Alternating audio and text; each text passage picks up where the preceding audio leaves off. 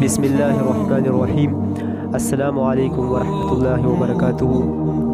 امید لرم چې ټول مسلمانانو نه خويندې به روغ جوړ یې او الله جل شانه تاسو ټول د هر قسم مرزونو نه محفوظ وساته او الله جل شانه تاسو ټول د زړه شرعي حاجتونه پوره کا. ملګرو نن درله یو اسانه وظیفه درکو د محتاجۍ ختمولو لپاره. زمونږ داسې مسلمانان رونه خويندې وي چې محتاج وي، ډیر کمزور وي، غریب وي او هغوی غواړي چې دا حالات الله ټیک کی، الله جل شانه د محتاجی ختمه کی، د حالات ټیک کی، مال دولت ول ورکی. نو ان شاء الله دا وظیفه وکي تاسو ګوره الله جل شانه بس تاسو محتاجی ضرور ختمه کی. زر ته زر به تاسو محتاجی به ختم شي، حالات الله ډیر ټیک کی او ډیر مال دولت بدل درکی. ډیر آسان عمل دی او وی کې ان شاء الله ازماو یې کې نو تاسو ټول ته په خپل پته ولګي. د وظیفې شروع کول نه مخکې خو زه تاسو ته یو دوه خبرې کوم. اوله خبره خدا ده چې زمون دا چینل ځان سره ضرور سبسکرایب کړئ.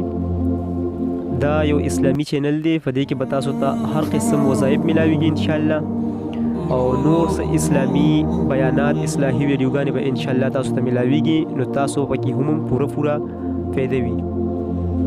بل خبره دا ده چې تاسو هر قسم وظایف کوئ، نیک اعمال کوئ، نو د دې شرطونه خو ډیر دي، خو دا دوه درې غټ شرطونه دي چې دا خو به ورسره ضرور کوئ، دا به ضرور پوره کوئ.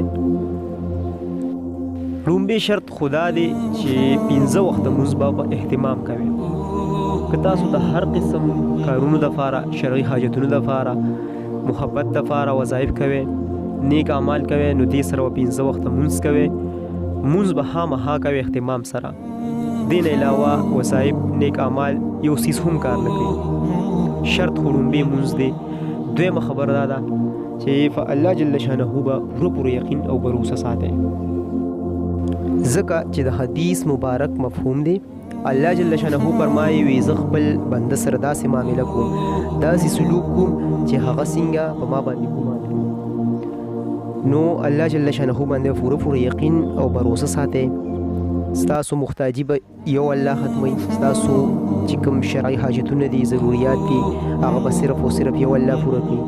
هر څه کول ولا صرف او صرف یو الله ذات دی. نو دا پوره یقین او بروسه په خپل الله باندې ساتئ. د دې نه پس چې تاسو هر قسم اعمال کوئ، وظایف کوئ، ان شاء الله تاسو په خپل به وګورئ چې الله جل شانه څنګه تاسو دا شرعي حاجتونه پوره کوي او څنګه تاسو دا ټول ضروريات الله پوره کوي. تاسو په خپل حیران شئ. نو سره دا وظیفه شریکوم. وظیفه داسې ده چې څوک هم غواړي چې د محتاجی ختم شي او الله جل شانه په د باندې رحم وکړي، د مال دولت ورکړي.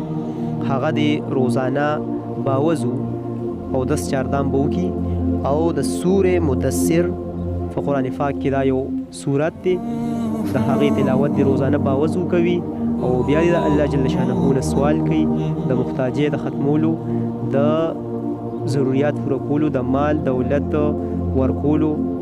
دا به د الله جل شانه نه سوال کوي. نو ان شاء الله دی به خپل خیران شي. ډیر زر تر زر به د محتاجی الله ختم کی او د چې کوم شرعي حاجتونه دي هغه به ټول الله پوره کی، دله به الله ډیر مال دولت ورکي. نو دا زمونږ د نن ورځې وظیفه وه. ان شاء الله بل ویډیو کې بیا ملاقات کوو. په خپل دعاګانو کې مونږ هم یاد ساتئ. ان شاء الله مونږ به تاسو ټولو ته ان شاء الله دعاګانې کوو. والسلام. د لوی الله په امان.